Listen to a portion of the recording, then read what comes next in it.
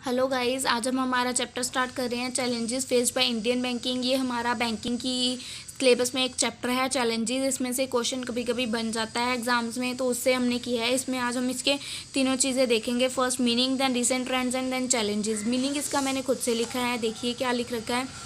Developing countries like India still have a huge number of peoples. Developing country है हमारी India, और यहाँ पे अभी भी still have a huge number of peoples who do not have access to banking services, जिनको banking services के बारे में अभी तक नॉलेज ही नहीं है। But if we talk about those peoples who are availing banking services, but अगर हम उन लोगों के बारे में बात करें जो इसकी बैंकिंग की सर्विसेज ले रहे हैं, देयर एक्सपेक्टेशंस, और उनकी एक्सपेक्टेशंस देखें तो वो रेज हो रही हैं, मतलब दिन ब दिन बढ़ती जा रही हैं। Are raising as the level of services are increasing due to emergence of information technology and competition.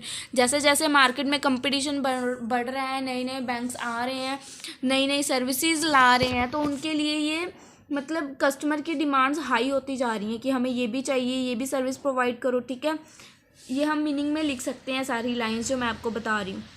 ठीक है, now the existing situation has created various challenges. But जो एग्जिस्टिंग सिचुएशन है वो हमारे लिए बहुत सारे चैलेंजेस क्रिएट कर रही है, मार्केट में अपॉर्चुनिटीज़ क्रिएट कर रही है कमर्शियल बैंक्स के लिए।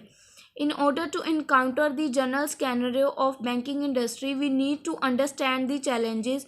इसको समझने के लिए हमें बैंकिंग को कौन कौन से चैलेंजेस फेस करने पड़ रहे हैं वो देखने पड़ेंगे, एंड उसके लिए उनको क्या क्या अपॉर्चुनिटीज़ मिलती हैं बैंकिंग इंडस्ट्री को, वो भी देखनी पड़ेंगी। Banks are the backbone of every economy.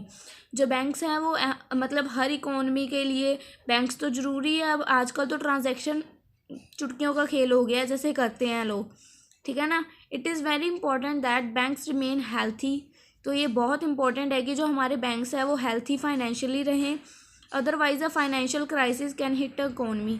नहीं तो अगर फाइनेंशियल क्राइसिस आएंगे तो वो हमारी इकोनमी, कंट्री को बहुत ज़्यादा हिट करेंगे। मतलब फाइनेंशियल क्राइसिस, हमारी कंट्री डाउन हो जाएगी, लॉस होएगा उसको, तो फिर बहुत सिचुएशन ख़राब हो जाती है। ठीक है, देन नेक्स्ट हम इसके करेंगे ट्रेंड्स। हमारी बुक में से ट्रेंड्स बहुत ईजी हैं इसके गाइज। ट्रेंड्स है, देखो रिसेंट ट्रेंड्स, इसका हम फर्स्ट पॉइंट बता रही हूँ। मैं आपको अपनी वर्डिंग में बताऊँगी, अगर जिसकी ज़रूरत लगी एक दो लाइनें पढ़ दूँगी, वरना आपको वैसे समझ आ जाएगा। ठीक है, फर्स्ट इसमें रिसेंट चेंज क्या आया, रिसेंट ट्रेंड क्या आया, कोर बैंकिंग। पहले आप मेरी सुनो कि कोर बैंकिंग होती क्या है मेरी तरफ से। ठीक है, कोर बैंकिंग क्या होती है, जैसे पहले था ना, पहले वाला सिस्टम था वो, जैसे एक बैंक में हमने पैसे डिपॉजिट अकाउंट खुलवाया है इस ब्रांच में, तो हम जो उस बैंक की दूसरी ब्रांच है उस ब्रांच से ना अपने पैसे जमा करवा सकते थे ना निकलवा सकते थे। ठीक है, बट जब से कोर बैंकिंग सिस्टम हमारी मार्केट में आया है ना, तब से पहले हम एक ब्रांच के कस्टमर हुआ करते थे, क्योंकि हम उसी बैंक की दूसरी ब्रांच से पैसे नहीं निकलवा सकते थे। अब जो ये कोर बैंकिंग आने के बाद सिस्टम ऐसे हो गया है, अब हम उस बैंक की किसी भी ब्रांच से पैसे जमा करवा सकते हैं और निकलवा सकते हैं। अब सिस्टम ऐसा हो गया है, तो मतलब पहले हम कस्टमर होते थे ब्रांच के, अब हम कस्टमर किसके हैं, बैंक के। बैंक की कितनी ब्रांचें हो सकती हैं जिसमें से हम मर्जी निकलवा सकते हैं। पहले हम कस्टमर होते थे एक ब्रांच के, एक जिस ब्रांच में हमारा अकाउंट है हम उसी ब्रांच से पैसे जमा करवाते थे और उसी से निकलवाते थे, दूसरी ब्रांच में से नहीं हम करवा सकते थे। बट कोर बैंकिंग जब से नेटवर्क में आई है तब से उसने ये चेंजेस कर दिए हैं कि अब हम किसी भी सिस्टम से पैसे निकलवा सकते हैं। ठीक है, ठीक है, I hope first point clear है। कोर बैंकिंग में मैंने आपको जो ऊपर ऊपर से समझाया है अपनी तरफ से, पहले जो सिस्टम होता था हम सिर्फ एक ब्रांच के कस्टमर होते थे। ठीक है ना, जिस ब्रांच में हमने अपना अकाउंट खुलवाया उसी ब्रांच में हमने निकलवा सकते थे पैसे और उसी में जमा करवा सकते थे। बट जब से कोर बैंकिंग सिस्टम आया है हम किसी भी ब्रांच से निकलवा सकते हैं। इसमें दो तीन लाइनें दिखा देती हूँ। This software is installed in all branches. जो एक ना सॉफ्टवेयर होता है वो बैंक की सारी ब्रांचेस में ओपन करवा देते हैं। And the computer system are connected. सभी ब्रांचेस का कंप्यूटर सिस्टम इंटरकनेक्ट हो जाता है। एक बैंक में कोई भी ट्रांजैक्शन होती है उसकी दूसरी ब्रांच में भी कंप्यूटर्स में वो ट्रांजैक्शन सेव हो जाती है। सारे कंप्यूटर्स इंटरकनेक्टेड हो गए ना। ठीक है, interconnected with the main computer server, उसके मेन सर्वर के साथ सभी कनेक्ट हो जाते हैं थ्रू कम्युनिकेशन लाइन्स। ठीक है, अगर आप पढ़ना है तो पढ़ भी सकते हैं, वैसे सिंपल है, जितना मैंने बताया उसके अकॉर्डिंग आप खुद से लिख सकते हो। अगर किसी को ये पढ़ना भी है तो स्क्रीनशॉट लेके पढ़ लो, बहुत इजी लिख रखा है। वैसे मैंने मेन लाइन आपको इसमें से समझाई है।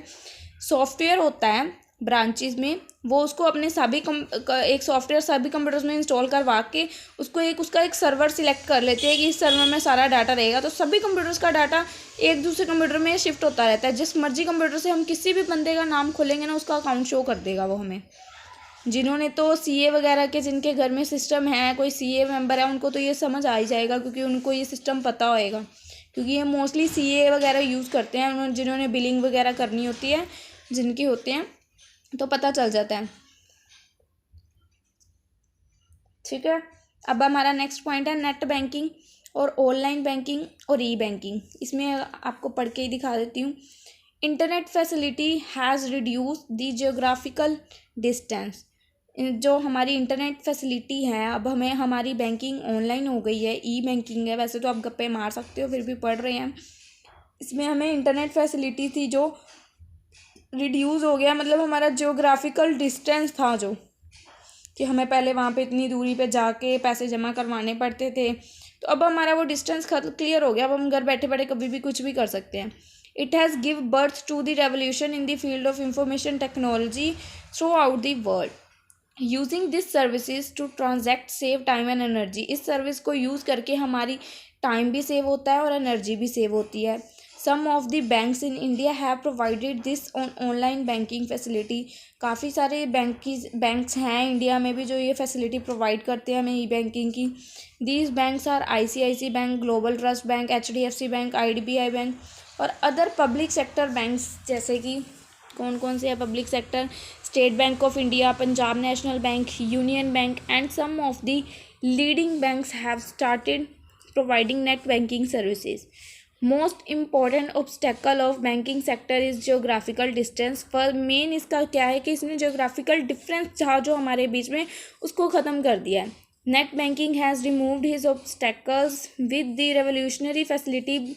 उसने अपने उसका ना पहले सिस्टम जो था, उसमें एक ऑब्स्टेकल था, मतलब एक कह सकते हैं हानि थी, डिसएडवांटेज थी कि उसकी सर्विस डे टाइम में ही सिर्फ अवेलेबल होती थी। पर जो ई बैंकिंग आ गई है, with the revolution facility banking services are available to customer 24 hours 7 days a week 375 days of the year.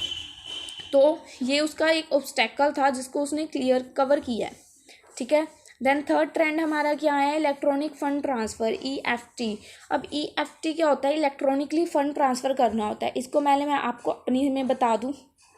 जैसे ना इलेक्ट्रॉनिक फ़ंड ट्रांसफ़र में क्या होता है, हम हमारे बैंक अकाउंट में एक बता देते हैं कि ये वाली ट्रांजैक्शन हमारी पर मंथ होनी ही होनी है।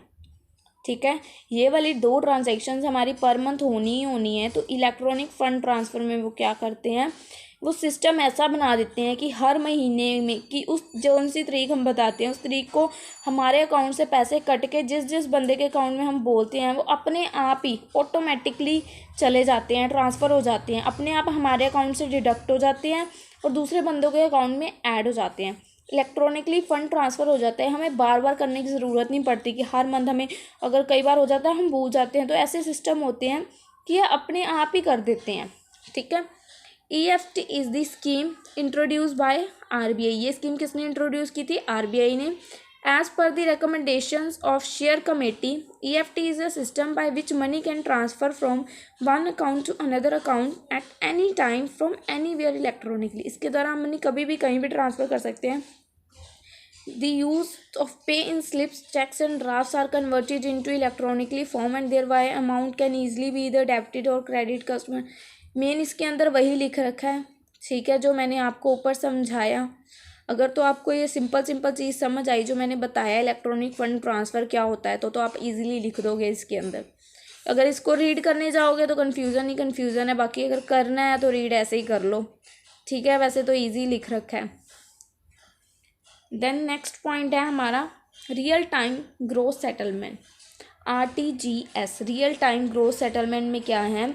RTGS is an electronic payment system. ये एक इलेक्ट्रॉनिक पेमेंट सिस्टम है इन इंडिया। इंडिया में इसको किसने इंट्रोड्यूस किया? RBI introduce this system and the system is functioning well, और ये सिस्टम बहुत अच्छा फंक्शन कर रहा है। The payment so effected are final and irrevocable, जो पेमेंट अफेक्ट कर रही है, फाइनल पेमेंट है या इरिकवेबल है, उसकी सेटलमेंट कैसे करता है? The settlement is done in the books of central bank, जो सेंट्रल बैंक होता है उसकी बुक्स में सारी सेटलमेंट्स को डन करता है।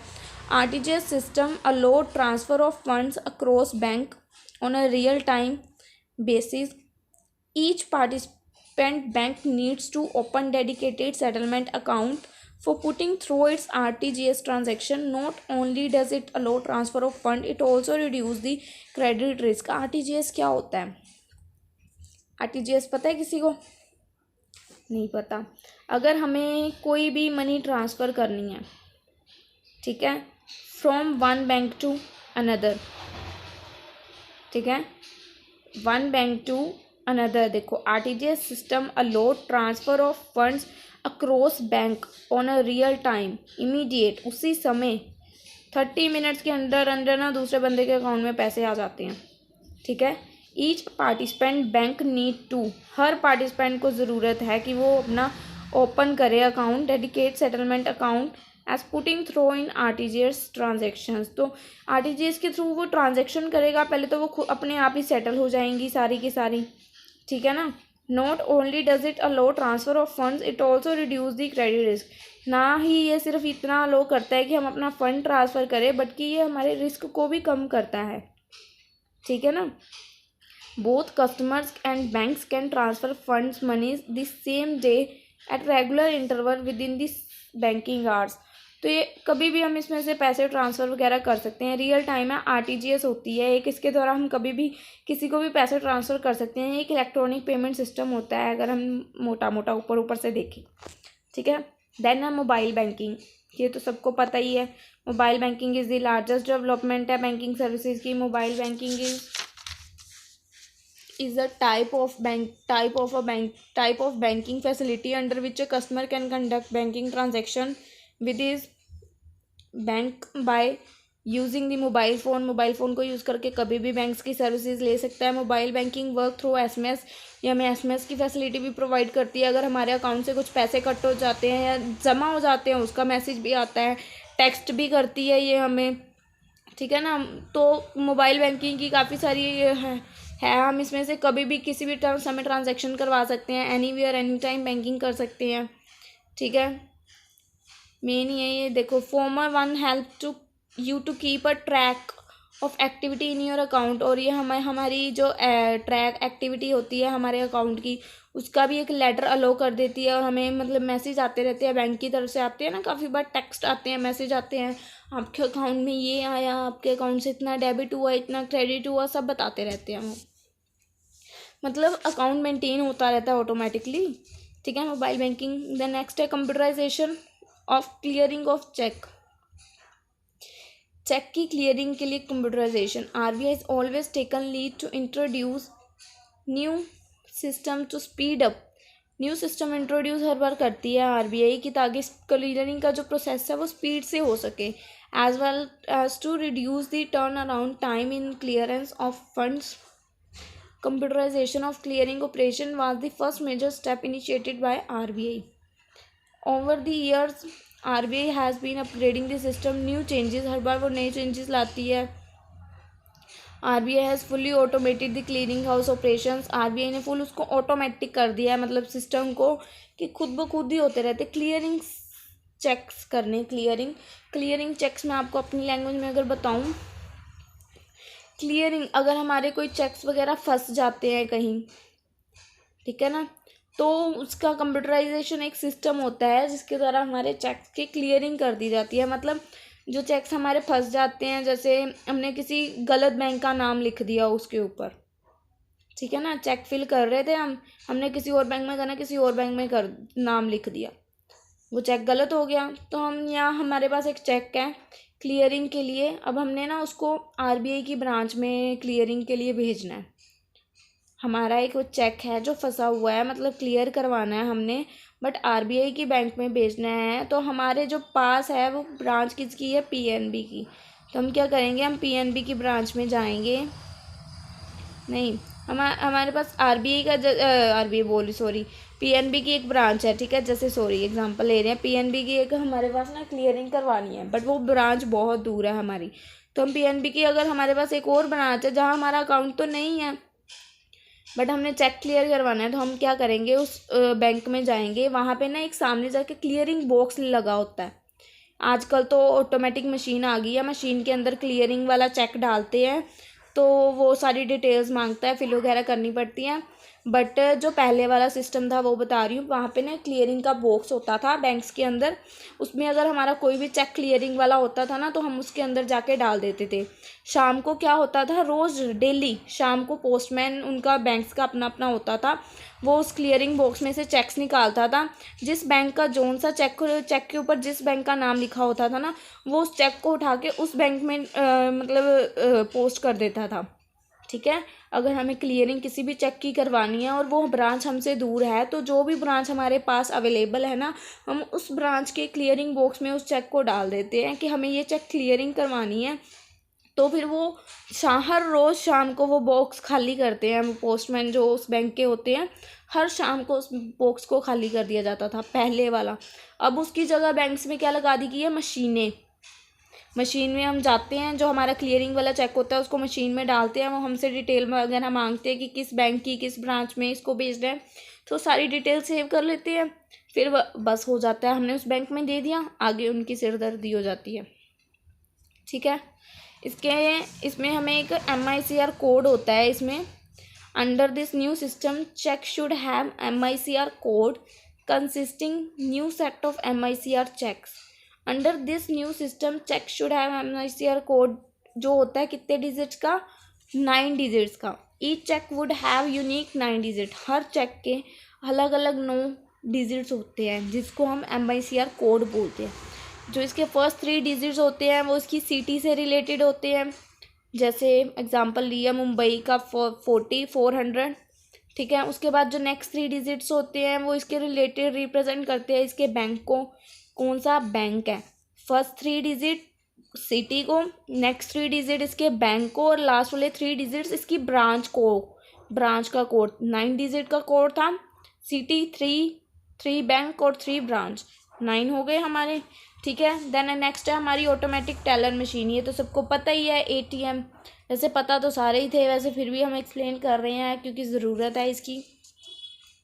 ATM के बारे में क्या लिख सकते हैं हम, नॉर्मल जितना हमें पता है।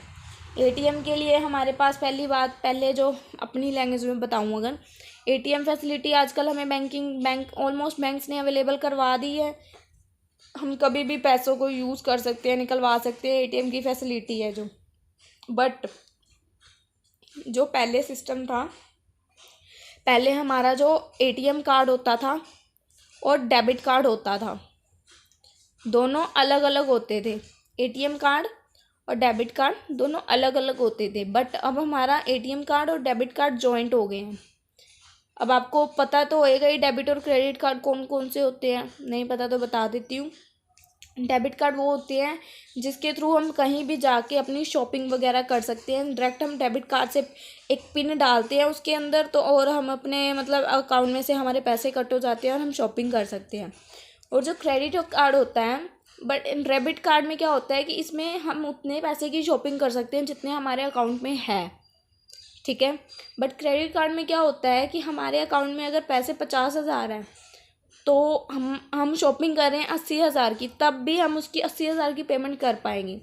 बैंक ने हमारी उस कार्ड की एक लिमिट सेट की होती है कि हमें इतना अमाउंट तक हम इस कार्ड में से पैसे ले सकते हैं, अगर हमारे अकाउंट में नहीं भी है तब भी, बट हमें उसको एक टाइम पीरियड के अंदर वापस लौटाना होता है, ठीक है। उसके बाद यहाँ पे एक और पॉइंट है, वाइट लेबल ATMs, ये 20 जून को परमिट हुआ था, ठीक है। Start bank ATMs which called white label ATMs, from such ATMs customer of any bank will be able to withdraw money, take out statement, change PIN, कुछ भी कर सकते थे। वाइट लेबल एक और लॉन्च हुआ था, white label ATMs। White label ATMs will not display logo of any bank, इन्होंने किसी भी बैंक का लोगो नहीं लिया था स्पेसिफिकली, मतलब किसी भी बैंक के बंदे इसमें से निकलवा सकते थे। ठीक है। However white label ATMs operate has been permitted to display advertisement, इन्होंने अपनी डिस्प्ले की थी एडवर्टाइजमेंट के थ्रू, ऑफर किए थे काफ़ी सारे, ठीक है। एक इन्होंने और ATM लॉन्च किया था। देन नेक्स्ट है टेली बैंकिंग, ये हमारे पुराने ज़माने में होता था ना, टेलीफोन के थ्रू बैंकिंग करते थे। Tele banking facility, the customer do not entire non cash related banking on telephone. पहले जो होते थे बहुत सारे मतलब सारी बैंकिंग जो होती थी टेली बैंकिंग ही होती थी। फ़ोन किया भाई हमारे ये वाले अकाउंट में से पैसे इतने हैं और इतने इस अकाउंट में ट्रांसफ़र करने हैं जी, हो गए। वॉइस रिकॉर्डर यूज़ किए जाते थे सिंपलर क्वेरीज़ के लिए, ट्रांजेक्शन्स के लिए, और complicated queries and transaction main phone terminals use किए जाते थे। लास्ट पॉइंट है हमारा electronic data interchange, EDI, electronically data interchange करना। Electronic data interchange is the electronic exchange of business documents like purchase order, invoice, shipping notice, receiving advices, etc. in a standard computer process universally accepted format between trading partners. EDI can also help you to transmit financial information and payment is electronic form. Electronically मतलब यार देखो सीधा electronically data interchange करना, चाहे वो एक bank से दूसरे बैंक में हो।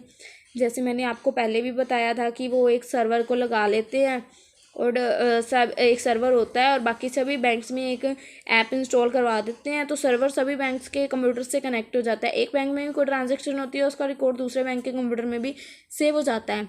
तो इलेक्ट्रॉनिकली डाटा इंटरचेंज होता है उनका, ठीक है। अगर हम अपनी लैंग्वेज में ही करें तो बहुत ईजी है, वैसे इनकी लैंग्वेज तो पल्ले से ही बाहर होती है। नेक्स्ट हमारे होंगे चैलेंजेस, इसको हम पार्ट सेकंड में कवर करते हैं। ओके गाइस, मिलते हैं नेक्स्ट पार्ट में।